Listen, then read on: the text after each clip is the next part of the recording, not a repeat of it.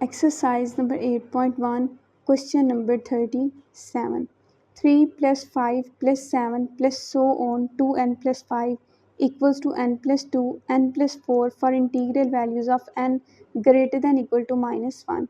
Solution, and let S of n be the given statement, that is S of n such that 3 plus 5 plus 7 plus so on plus 2n plus 5 equals to n plus 2, n plus 4 for integral values of n greater than equal to -1.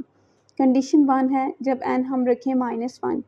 When n equals to -1, s of n becomes s of -1 such that left side पर तो 2 साथ -1 plus 5 हो जाएगा, मतलब 5 में से 2 minus करें तो 3 इक्वल्स टू n की जगह -1 प्लस 2 -1 प्लस 4 3 इक्वल आ जाएगा 3 के, which implies left hand side equals to right hand side. Therefore condition 1 is satisfied for n greater than equal to -1. Condition 2 है, let us suppose that statement is true for n equals to k. So 3 plus 5 plus 7 plus so on plus 2k plus 5 equals to k plus 2 k plus 4, which is equation number 1. Add क्या करेंगे, left side पे लिखा हो ना 2k plus 5, k की जगह पे k plus 1 लिखें, जो चीज़ आएगी उसको दोनों तरफ ऐड कर दें. सो एडिंग 2 ब्रैकेट में k plus 1 plus 5 on both side, so 3 plus 5 plus 7 plus so on 2k plus 5, साथ हमने ऐड करवाना है, प्लस लिखेंगे 2k plus 1 plus 5.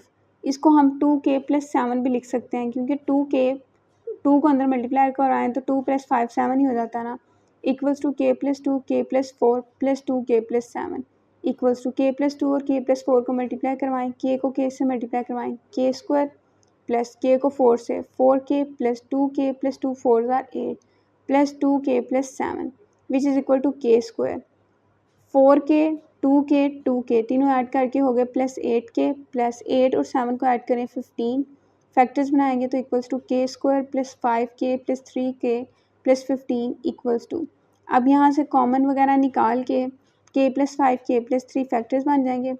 5 को हम लिख सकते हैं 1 प्लस 4, क्योंकि हमें k प्लस 1 चाहिए, वहाँ 1 करना पड़ेगा, जो चीज़ एक्स्ट्रा बचेगी ना 5 पूरे होने में उसको साथ लिख देंगे.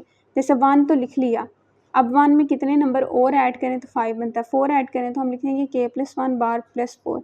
इसी तरह k प्लस 3 में भी k प्लस 1 बार लिख लिया, अब 1 में और कितना ऐड करें तो 3 बनता है, 2 तो हमने साथ लिख लिया प्लस 2.